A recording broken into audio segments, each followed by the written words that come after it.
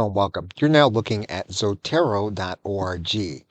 And Zotero is going to help you to keep track of all of the sources you're going to be using inside of your product.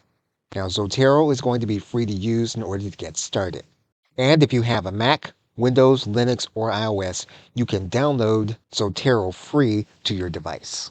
When your usage does rise above a certain threshold, you will be asked to pay for storage in order to continue to add to your database. Once you download Zotero, you'll need to add it to your web browser. You'll need to open the application in order to use it.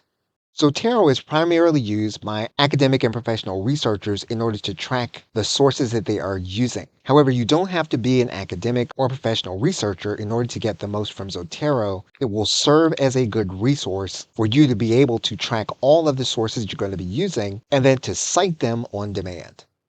Okay, so with that, thanks, and I will see you in another video.